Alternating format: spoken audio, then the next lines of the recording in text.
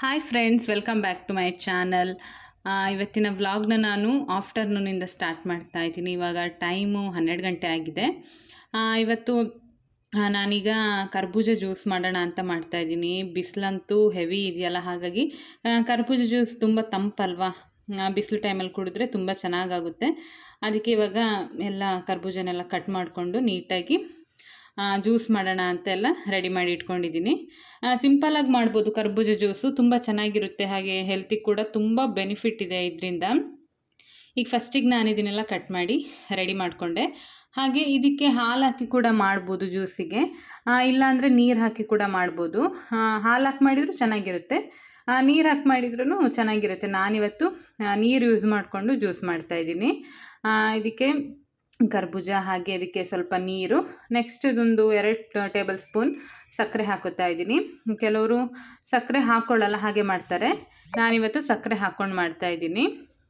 ಹಾಗೆ ಬೇಕಾದರೆ ಒಂದು ಸ್ವಲ್ಪ ಫ್ಲೇವರಿಗೆ ಏಲಕ್ಕಿ ಕೂಡ ಹಾಕ್ಕೋಬೋದು, ಚೆಂದ ಇರುತ್ತೆ. ಸ್ವಲ್ಪ ತೆಳುವಾಗಿ ಮಾಡಿಕೊಂಡ್ರೆ ಚೆನ್ನಾಗಿರುತ್ತೆ. ನನಗೆ ತೆಳುವಾಗಿ ಮಾಡ್ಕೊಂಡು ಕುಡಿದ್ರೆ ಇಷ್ಟ. ಕೆಲವರು ಗಟ್ಟಿಯಾಗಿ ಮಾಡ್ಕೋತಾರೆ. ಹೇಗೆ ಬೇಕೋ ಆ ಕನ್ಸಿಸ್ಟೆನ್ಸಿಯಲ್ಲಿ ಮಾಡ್ಕೋಬೋದು. ಇವಾಗ ನಾನು 2 ಟೇಬಲ್ ಸ್ಪೂನ್ ಸಕ್ಕರೆ ಹಾಕೋತಾ ಇದ್ದೀನಿ. ಬಿಸಿಲು ಟೈಮಿಗಂತೂ ತಂಪಾಗ್ತಾ ಇರುತ್ತೆ ಕುಡಿಯೋಕ್ಕೆ. ಈಗ ಬಿಸಿಲಲ್ವಾ, ನೀವು ಕೂಡ ಈ ಥರ ಜ್ಯೂಸನ್ನ ಜಾಸ್ತಿ ಕುಡೀರಿ, ಫ್ರೂಟ್ಸ್ ತಿನ್ನಿ, ಹೈಡ್ರೇಷನ್ ಆಗಿರಿ, ಡಿಹೈಡ್ರೇಟ್ ಮಾಡ್ಕೋಬೇಡಿ ಬಾಡಿ ಎಲ್ಲ. ಹಾಗೆ ಇವತ್ತು ನಾನು ಮಧ್ಯಾಹ್ನ ಈ ಥರ ಜ್ಯೂಸ್ ಮಾಡಿಕೊಂಡೆ. ಹಾಗೆ ಕರ್ಬೂಜ ಜ್ಯೂಸನ್ನ ನೀವು ಬೇರೆ ಥರ ಮಾಡೋದಾದರೆ ಕಮೆಂಟ್ ಮಾಡಿ ಹೇಳಿ. ನಾನು ಆ ಥರ ನೆಕ್ಸ್ಟ್ ಟೈಮ್ ಟ್ರೈ ಮಾಡ್ತೀನಿ, ಹಾಗೆ ಅಪ್ಲೋಡ್ ಕೂಡ ಮಾಡ್ತೀನಿ ನೀವು ಹೇಳ್ದಾಗೆ. ನೀವು ಸ್ವಲ್ಪ ಡಿಫ್ರೆಂಟಾಗಿ ಮಾಡೋದಾದರೆ ಹೇಳಿ ಅಂತೆ. ನಾನು ಈ ಥರ ಸಿಂಪಲ್ಲಾಗಿ ಮಾಡಿಕೊಂಡೆ. ನೀವು ಬೇಕಾದರೆ ಈ ಥರನೂ ಕೂಡ ಟ್ರೈ ಮಾಡ್ಬೋದು. ಇವಾಗ ಜ್ಯೂಸ್ ಎಲ್ಲ ರೆಡಿ ಆಯ್ತು ನೋಡಿ. ನಾನು ಈ ಥರ ಮಾಡ್ಕೊಂಡಿದ್ದೀನಿ. ಬಿಸಿಲಿಗಂತೂ ಕುಡಿಯೋಕ್ಕೆ ತುಂಬ ತಂಪು ಅನ್ನಿಸ್ತಾ ಇತ್ತು. ಹಾಗೆ ನನ್ನ ಹಸ್ಬೆಂಡ್ ಕೂಡ ಇದ್ದರು, ಅವರಿಗೂ ಕೂಡ ಕೊಟ್ಟೆ. ಅವರು ಕೂಡ ಚೆನ್ನಾಗಿದೆ ಅಂತ ಕುಡಿದ್ರು. ಮಾರ್ನಿಂಗ್ ಟೈಮಲ್ಲೂ ಕೂಡ ಕುಡಿಬೋದು, ಒಳ್ಳೆಯದು ಇದು. ಸಕ್ಕರೆ ಹಾಕ್ಕೊಳ್ಳೋದು ಬೇಡ, ಹಾಗೆ ಕುಡಿದ್ರೆ ಒಳ್ಳೆಯದು. ಇನ್ನು ಸ್ವಲ್ಪ ಸ್ವೀಟ್ನೆಸ್ ಇರಲಿ ಅಂತ ನಾನೊಂದು ಸ್ವಲ್ಪ ಸಕ್ಕರೆನ ಇವತ್ತು ಆ್ಯಡ್ ಮಾಡ್ಕೊಂಡಿದ್ದೀನಿ. ಅವ್ರಿಗೂ ಕೂಡ ಕೊಟ್ಟಿದ್ದೆ, ಅವರು ಕೂಡ ಚೆನ್ನಾಗಿದೆ ಅಂತ ಹೇಳ್ತಾಯಿದ್ರು. ಹಾಗೆ ಇಬ್ಬರು ಎಲ್ಲ ಜ್ಯೂಸ್ ಕುಡಿದು ನೆಕ್ಸ್ಟ್ ಈಗ ನಾನು ಮಧ್ಯಾಹ್ನದ ಲಂಚ್ ಪ್ರಿಪೇರ್ ಮಾಡೋಣ ಅಂತ ಬಂದೆ. ಇವತ್ತು ಲಂಚಿಗೆ ನಾನು ಚಪಾತಿ, ಹಾಗೆ ಟೊಮೆಟೊ ಚಟ್ನಿ, ಹಾಗೆ ಫಿಶ್ ತಂದಿದ್ರು, ಅದ್ರ ಫ್ರೈ ಮಾಡ್ತಾಯಿದ್ದೀನಿ. ಫಿಶ್ನೆಲ್ಲ ಕ್ಲೀನ್ ಮಾಡಿ ಮ್ಯಾರಿನೇಟ್ ಮಾಡಿ ಇಟ್ಕೊಂಡಿದ್ದೀನಿ. ಫಸ್ಟಿಗೆ ಚಪಾತಿ ಮಾಡ್ಕೊತಾ ಇದ್ದೀನಿ. ಇವಾಗ ಚಪಾತಿ ಆಗಿದ ತಕ್ಷಣ ಫಿಶ್ನ ಫ್ರೈ ಮಾಡ್ಕೊಳ್ಳೋಣ ಅಂತ, ಮ್ಯಾರಿನೇಟ್ ಹೆಂಗೂ ಮಾಡ್ಕೊಂಡಿದ್ದೀನಲ್ಲ ಅಂತ ಇದನ್ನು ಫಸ್ಟ್ ಮಾಡ್ಕೊತಾ ಇದ್ದೀನಿ. ಹಾಗೆ ಇದ್ರ ಜೊತೆಗೆ ನಾನಿವತ್ತು ಟೊಮೆಟೊ ಚಟ್ನಿ ಮಾಡ್ಕೊತಾ ಇದ್ದೀನಿ. ಏನಾದರೂ ಸ್ವಲ್ಪ ಬೇರೆ ಥರ ಚಪಾತಿ ಜೊತೆ ಕಾಂಬಿನೇಷನ್ ಮಾಡೋಣ ಅಂತ ಇವತ್ತು ಟೊಮೆಟೊ ಚಟ್ನಿ ಮಾಡಿದ್ದೀನಿ. ಟೊಮೆಟೊ ಚಟ್ನಿ ತುಂಬ ಚೆನ್ನಾಗಾಗುತ್ತೆ ಚಪಾತಿ, ರೊಟ್ಟಿಗೆಲ್ಲ.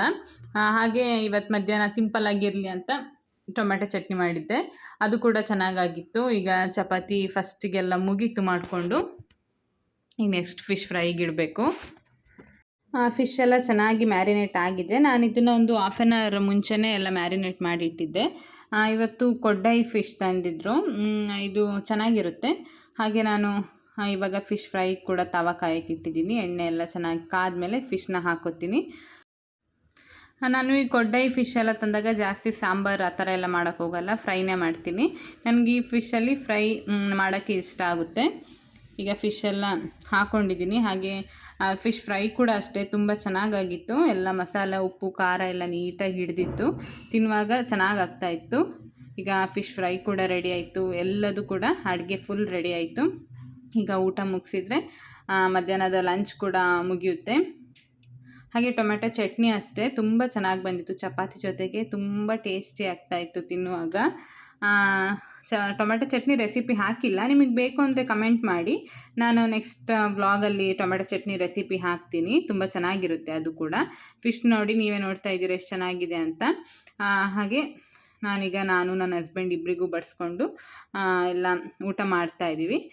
ನಾನೆಲ್ಲ ಊಟ ಮುಗಿಸಿ ವ್ಲಾಗ್ನ ಕಂಟಿನ್ಯೂ ಮಾಡ್ತೀನಿ. ಹಾಗೆ ನಾನಿವತ್ತು ಮನೇಲಿ ಮಸಾಲೆ ಪುರಿ ಮಾಡಬೇಕು ಅಂತ ಅಂದ್ಕೊಂಡಿದ್ದೀನಿ. ಹಾಗೆ ಅದಕ್ಕೆ ರೆಡಿ ಮಾಡಿಕೊಂಡು ನೆಕ್ಸ್ಟ್ ನಾನು ವ್ಲಾಗ್ನ ಕಂಟಿನ್ಯೂ ಮಾಡ್ತೀನಿ. Hi friends, welcome back. ಇವಾಗ ಈವ್ನಿಂಗ್ ವ್ಲಾಗ್ನ ಕಂಟಿನ್ಯೂ ಮಾಡ್ತಾ ಇದ್ದೀನಿ. ಇವಾಗ ಟೈಮು 5 ಗಂಟೆ ಆಗಿದೆ. ಇವಾಗ ಮಸಾಲೆ ಪುರಿ ಮಾಡೋಕ್ಕೆ ಎಲ್ಲ ರೆಡಿ ಮಾಡ್ಕೋತಾ ಇದ್ದೀನಿ. ಒಂದು ಕಡೆ ಮಸಾಲೆ ಪುರಿಗೆ ಎಲ್ಲ ಮಸಾಲಾನ ಫ್ರೈ ಮಾಡ್ಕೋತಾ ಇದ್ದೀನಿ. ಹಾಗೆ ಬಟಾಣಿ, ಆಲೂಗಡ್ಡೆ ಎಲ್ಲ ಬೇಯಕ್ಕೆ ಕೂಡ ಇಟ್ಟಿದ್ದೀನಿ.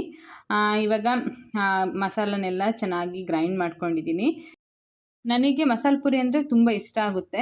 ಹೊರಗೆ ಹೋದಾಗ ಅದೇ ನಾನು ವ್ಲಾಗಲ್ಲಿ ಹೇಳಿದ್ದೀನಿ, ಸ್ವೀಟ್ ಅನಿಸುತ್ತೆ ನನಗೆ. ಅದಕ್ಕೆ ಈ ಸತಿ ಮನೇಲೇ ಟ್ರೈ ಮಾಡೋಣ ಅಂತ ಟ್ರೈ ಮಾಡ್ತಾ ಇದ್ದೀನಿ.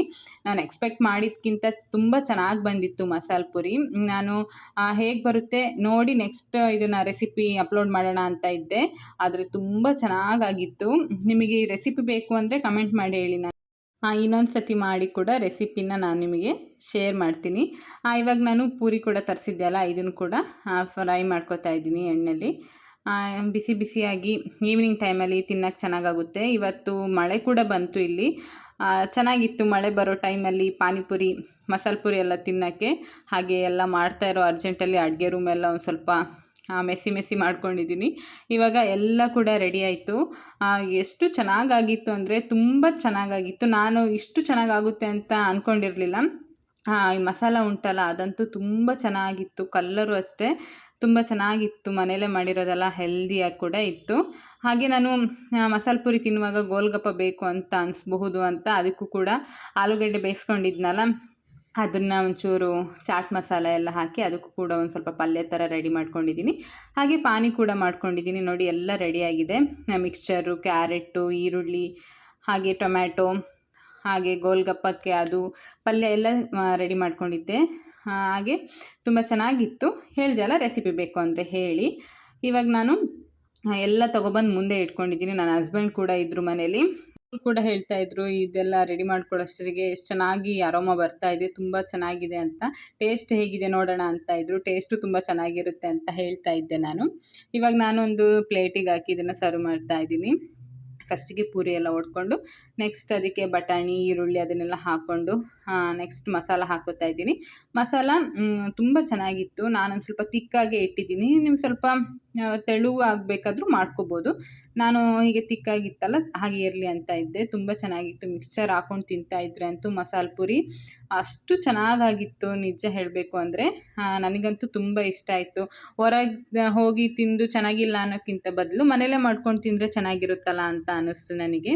ನೆಕ್ಸ್ಟ್ ಟೈಮ್ ಕೂಡ ಪೂರಿ ತಂದಿದ್ದು ಕೂಡ ಉಂಟು. ಇನ್ನೊಂದು ಸತಿ ಯಾವಾಗ ಮನಸ್ಸಾಗುತ್ತೆ ಅವಾಗ ಮಾಡ್ಕೊಂಡು ತಿಂದುಬಿಡ್ತೀನಿ ನಾನು. ಹಾಗೆ ನಿಮಗೆ ಏನು ಅನ್ನಿಸ್ತು ಕಮೆಂಟ್ ಮಾಡಿ ಹೇಳಿ. ನಿಮಗೂ ಕೂಡ ಈ ರೆಸಿಪಿ ಬೇಕು ಅಂದರೆ ಹೇಳಿ. ಹಾಗೆ ನೋಡೋಕ್ಕೆ ಹೇಗಿತ್ತು ಅಂತ ಕಮೆಂಟ್ ಮಾಡಿ ಹೇಳಿ. ಹಾಗೆ ನಾನು ಇವತ್ತಿನ ವ್ಲಾಗ್ನೂ ಅಷ್ಟೇ ಇಲ್ಲಿಗೆ ಎಂಡ್ ಮಾಡ್ತಾ ಇದ್ದೀನಿ. ಈ ಕರ್ಬೂಜ ಜ್ಯೂಸ್ ಹಾಗೆ ಮಸಾಲೆ ಪುರಿ, ಗೋಲ್ಗಪ್ಪ ಎಲ್ಲ ಹೇಗಿತ್ತು ಅಂತ ಹೇಳಿ. ಹಾಗೆ ನನ್ನದು ಯೂಟ್ಯೂಬ್ ಚಾನಲ್ನ ಸಬ್ಸ್ಕ್ರೈಬ್ ಮಾಡ್ಕೊಂಡು ನೋಡಿ. ನೀವು ಸಬ್ಸ್ಕ್ರೈಬ್ ಮಾಡ್ಕೊಂಡು ನೋಡ್ತಾ ಇದ್ದರೆ ನನಗೆ ವೀಡಿಯೋಸ್ ಮಾಡೋಕ್ಕೂ ಇನ್ನೂ ಮಾಡಬೇಕು ಅಂತ ಅನಿಸುತ್ತೆ. ಹಾಗೆ ಪಕ್ಕದಲ್ಲಿ ಕಾಣ್ತಾ ಇರೋ ಬೆಲ್ಲೈಕನ್ನ ಪ್ರೆಸ್ ಮಾಡಿ. ಆವಾಗ ನಾನು ಹಾಕೋ ಎಲ್ಲ ವೀಡಿಯೋಗಳ ನೋಟಿಫಿಕೇಷನ್ ನಿಮಗೆ ಬರುತ್ತೆ. ನೆಕ್ಸ್ಟ್ ವೀಡಿಯೋದಲ್ಲಿ ಸಿಗ್ತೀನಿ. Thank you. Keep watching.